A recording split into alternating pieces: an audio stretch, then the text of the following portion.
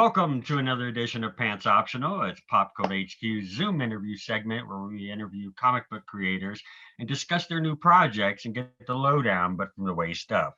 Today, my guest is an accomplished writer, book editor, and an award-winning comics editor whose credits include titles from Marvel, DC, Vertigo, Image.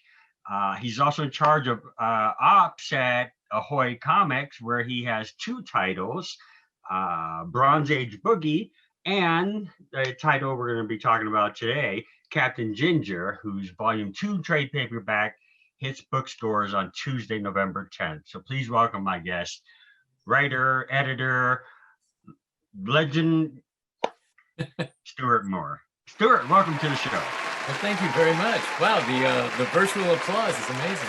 Yay! Yeah, we'll get that in post. We'll definitely keep, got you covered there. So let's jump in, talk about the second volume of Captain Ginger. I read through it. It's such a fantastic read. It's got drama, action, humor. It's just really enjoyable. And the nice thing I like about this trade, and I think it's a great selling point for fans or people interested in trying something new, is that it's not necessary to have read the first volume to get right into this. It makes for a great jumping on point. And the end of season 1 did give us a glimpse that dogs are in the future here and a part of this universe as well. So I don't want to give too much away. Tell us about the adventure that Captain Ginger and his team is on this go round. Okay, well, obviously the book was conceived as Cats in Space, and I created it specifically to work with June Brigman, who I've worked with before and who's just a phenomenal artist. I wound up leaning on her even a little more this time because once we decided to introduce the talking dogs into Captain Ginger's universe, June and I both know cats really well, but she's much better with dogs. So she was in on the sort of creation of them and the selection of the breeds and things like that a lot more. That turned out to be like the other thing that was nice about this volume is I'm glad to hear you say that the story works as a without volume 1, because it was designed to build specifically on what had been done there, but hopefully in a way that isn't obtrusive. Like the plot is triggered by something that happens in volume 1, but you don't really need to have read it, I don't think. And what we tried to do this time was the story, this series was longer. It was 6 issues as opposed to 4. And we just tried to, build on everything, make it a bit bigger, a bit more intense. There's a moment of tragedy in the middle of the thing that I was, with a shorter number of issues, I would have had to squeeze that out, but I think it was absolutely crucial to the development of the characters. So I'm glad we were able to do it that way. I think it's if people have read the first volume, this is like that, only more, I think a bit more intense. If you haven't, yeah, it's basically about a crew of cats in space after the humans have all been wiped out, and they've inherited this starship. They don't really know what to do with it. They've been learning over the last few generations. And now their greatest enemies have come after them again, just when they may have found their cousins, the dogs. So that's pretty much the setup. It's really fun, and you get to see that dynamic with, though they're in speaking roles, they still have that the dog versus cat kind of mentality, and it's kind of fun how that plays out. And your artistic team that was involved with the first volume is all back for volume 2 with you. And I was just going to run off their names. And when I do, could you give me like a word or 3 of which sums up what each one brings to this series? Okay. Yeah. So on art, we have June Brigman. Yeah, June is everything. Like she, like I said, I created the book to work with her. And she and I just trust each other. But yes, a lot of what you just said about how the characters act like still act like cats, I credit to her, and she put a lot of care into how they would move and what they would look like. So yeah, she's the whole book. Yeah. No, she does a phenomenal job. I love that. Actually, the last panel on issue 2 actually like kind of gave you the feels. I mean, just the art and the visual And when the and ship's coming down, or yes, yeah, yes. yeah. Mhm. And the last panel that you see. And then also the intro, I think the first panel on issue 4, the Dogs Play Poker homage was Yes. spot on because I've had that poster like 3 or 4 times in my life. So Yeah, that's great. That's great. I love that. That was great. On inks, you have Roy Richardson working with you. Yeah, Roy's great. He's an old pro. He knows exactly what he's doing. He and June are married, and they work in the same. So they work in the same house. I think they work pretty independently most of the time, but they've been working together for so long. They're just almost telepathic about what they need to do for each other. They also draw the syndicated comic strip Mary Worth together. Okay. So but yeah, they're longtime collaborators. Roy is just he's a super professional. He's great to work with. He's also very, very good at proofreading. Like he's the one who usually finds the coloring mistakes. So yeah, it's a great team. Yeah. And speaking about the space and the look of that, on colors, Veronica Gandini. Yeah. Veronica, I think Veronica she had worked with June on a project at DC, and June wanted to work with her again. And she's wonderful. One of the things I really love that she does is she really makes the ship look dingy, like it's been around for a long time, without making it look like a place you don't want to be. Like it's still she keeps the fantasy aspect of it while really giving you that feel of a place that the cats don't really even know how to care for, right? Like they don't know how to take care of it. But yeah, she can just shift moods like that. She's always got the right look for every scene. And there are a few moments of that where, yeah, it's definitely a different environment or a different warmth to the scene that as it changes, she picks up on that great. And on letters, you have both Richard Starkings and Jimmy Betancourt, Comic Craft. Yeah, and Comicraft is, of course, Richard and Comicraft practically invented computer lettering way back, and they're still some of the best at it. So yeah, and I had worked with, well, most of this team except for Veronica a few years ago on a project called the 99, which was a superhero series, teenage superheroes produced for the overseas market, and Richard was part of that, and when we put this together, it just all felt right. And and yeah, their lettering is definitely a part of the overall look. Yeah, and like I mentioned earlier, the look is great. Like you were saying that keeping it looking from looking too dingy where you went right on the starship. Yeah, it kind of had like almost little hints of like a kind of grittiness of a Firefly. Yeah. There's a little bit of a Battlestar Galactica vibe that I really felt, Yep. especially with Captain Ginger, and something that occurs during it that I could relate to one of the seasons. I think it was season 2 of Battlestar. Captain Ginger's ship kind of reminded me of the Argo from Star Blazers, the little front of Yeah. it, or or space battleship Yamato, or depending Mhm. on how you know it. Just kind of the front of it kind of give that. So, what kind of sci-fi influences did you have, like either growing up or that you had for the Captain Ginger series? Well, I've read a lot of science fiction, but Captain Ginger is I mean, it's serious science fiction in a way. The whole extrapolation of what's happened to the human race and everything is meant to be fairly serious. Um, but a lot of it is just a play on things like Star Trek and Battlestar Galactica, as you say, where what would happen if you had cats running these things, or barely running these things in some cases. They're not by nature very disciplined creatures. So what do they sacrifice and what do they gain if they're amped up in intelligence? And then what happens if you have to try and literally herd them, like the expression herding cats, which is basically Captain Ginger's job in this entire series. And Right. it's not easy. They keep breaking rank. They lose focus. They're not used to having a leader, really. And that's sort of how it all came together. But in terms of influences, yeah, I was thinking about you were talking about the end of issue 2, and one thing I love and that I really wanted to work into the series somewhere is a good spaceship crash. Like that's just one of my favorite things on film. And Yeah. and I managed to work that in here, and June and Roy did a beautiful job with it. Yeah, it's really enjoyable, and it was a real intense moment too. That whole leading up to that scene, it was it was great.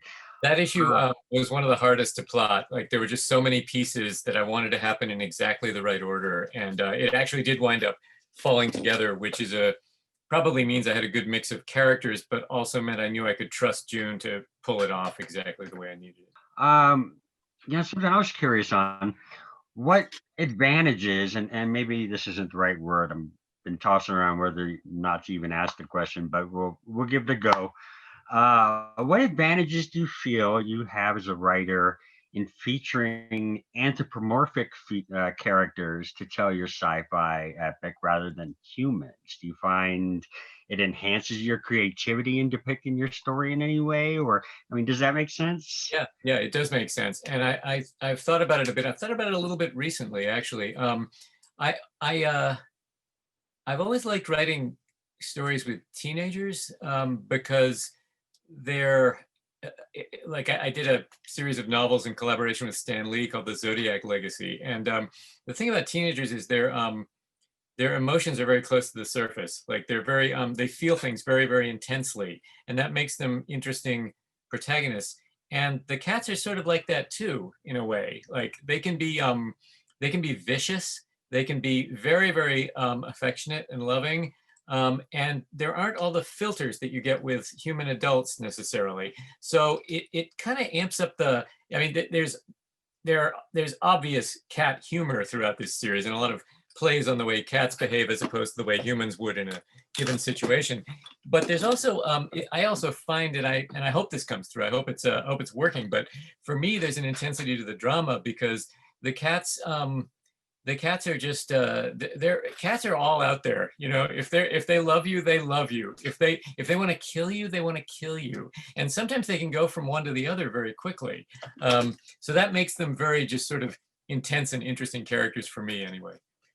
Sure, sure. And coming from a cat owner myself, a cat lover, I'm definitely a cat person more than a dog person. Yeah, I can definitely relate with a lot of the things that you got the little mannerisms that they still appear human-like because they are speaking and walking as humans and things like that. But then there are little subtleties that throughout that it's like it makes you it reminds you, okay, they're still felines though. Yeah. Uh, you had mentioned at the very top of the show here, you had said that how season 1 was only 4 issues and this was going 6, and that's a lot of issues, quite honestly, to be in a trade paperback. Usually you might expect in a trade 3 or 4 issues, and you could have just as easily split this one into 2 separate 3-issue trade paperbacks. And I noticed the upcoming Billionaire Island trade paperback from Ahoy is, I think, 6 issues Yeah, up that's up to one 6. book Yeah. as well. So is that Ahoy's kind of standard practice in giving their fans like an entire season in their trades in one reading? Yeah, pretty much. Most of our series run either 5 or 6 issues. I actually find 3 or 4 issues to be a pretty thin volume. Even the first Captain Ginger, the first issue was double-sized actually, so it was really almost 5. But yeah, that and I don't the way this story is structured, the way Dogworld is structured, it really wouldn't have segmented in half very well because we would have really just had them get to the dog settlement because there's a lot of activity with the there's a lot of buildup with the cats before they meet the dogs there, and that I felt was essential partly because the cats really are the star of the show, and I wanted to, but I also wanted to reestablish them for people who might not have read the first volume, and I wanted them to, and also there's a trap springing into, like springing in around them that I needed to set up in order to propel the whole rest of the story forward, and that worked better before they met the dogs. Right, right. No, yeah, you do get a sense that this is building upon the cat's world as they're exploring, as they're learning more themselves. Now, the copy of the book that I read was digital, so it might differ from the print copy. Will the trade paperback in bookstores Tuesday, November 10th, include all the backup features that were included in the original 6 issues, with the different extras and features or whatever?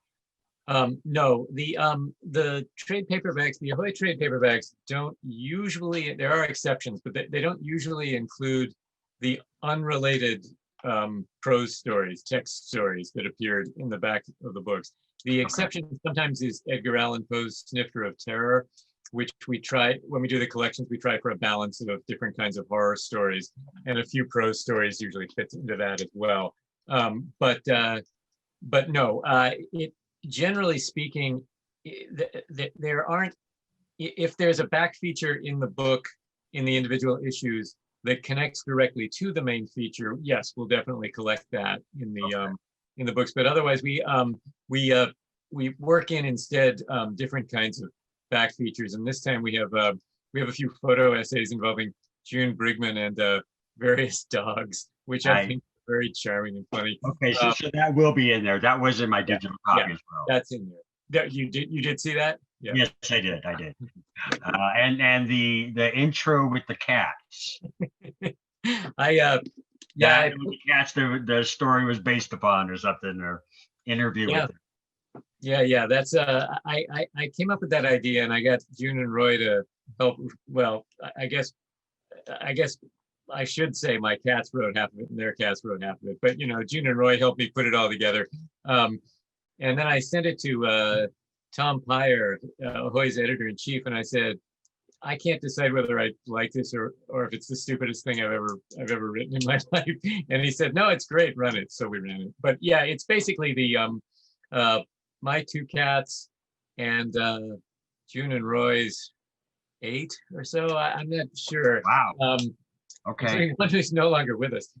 But their reactions to the story, we just ask them a bunch of questions and they respond. So I think it's actually a first for trade paperback introductions, because the writers are actually not human, and but they are directly related to the story itself. Right. That's great. Are there any plans for season 3 of Captain Ginger? Yeah. We're trying to decide how to do it. June is busy for a while with another project, which I don't know if it's been announced, but her fans will be pleased. But we're going to get to it eventually. It may be shorter. It might be a long one-shot. I'm not sure yet. I need to sit down and really plot it out.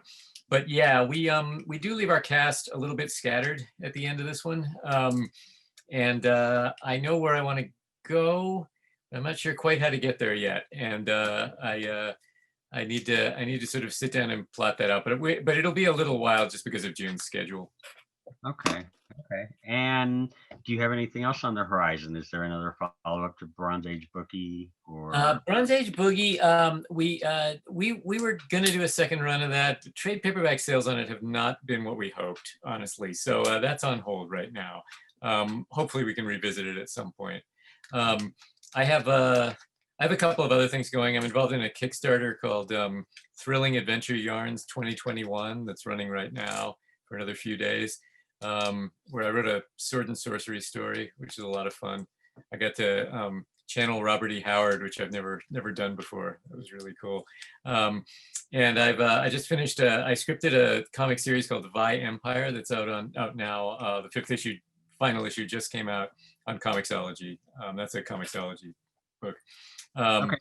And other than that, I'm working on a novel that will feature a lot of very, very cool world famous characters that I can't talk about right now. Wow, you definitely sound like you have your hands full. Yeah, it's good. I think I'm very fortunate, and I'm very happy to be busy while all this stuff is going on in the world. It's a help. So, Well, definitely. Well, love what you're doing. thank you. The book was fantastic.